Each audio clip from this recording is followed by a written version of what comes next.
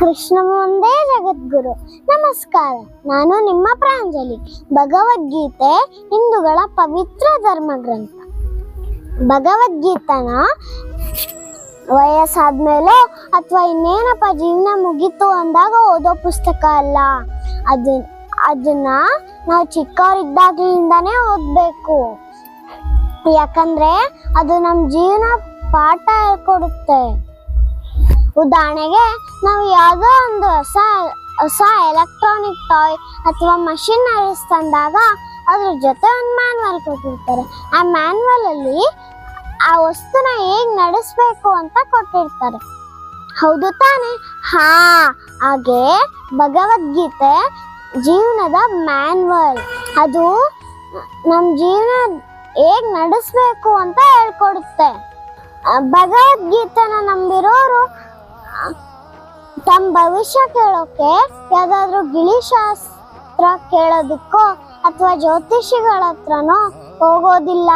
ಯಾಕಂದ್ರೆ ಅವ್ರು ತಮ್ಮೇಲೆ ತಾವು ನಂಬಿಕೆ ವಿಶ್ವಾಸ ಇಟ್ಕೊಂಡಿರ್ತಾರೆ. ಈಗ ಪ್ರತಿಯೊಬ್ಬರಿಗೂ ಜೀವನದಲ್ಲೂ ಏನೋ ಒಂದು ಗೊಂದಲ ಸಮಸ್ಯೆ ಸಹಜವಾಗಿ ಇರುತ್ತೆ.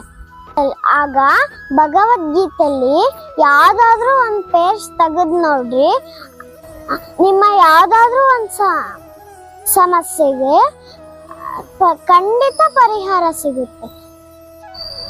ಅದಕ್ಕೆ ಒಬ್ರು ಮಹಾನ್ ಕವಿಗಳು ಹೇಳ್ತಾರೆ, ದಿಕ್ಕೆಟ್ಟು ನಿಂತ ನರನಿಗೆ ನಾರಾಯಣನು ತೋರಿದ ರಸ್ತೆ, ದಿಕ್ಕೆಟ್ಟು ನಿಂತ ನರನಿಗೆ ನಾರಾಯಣನು ತೋರಿದ ರಸ್ತೆ, ಕರ್ಮಣ್ಯೇವಾಧಿಕಾರಸ್ತೆ.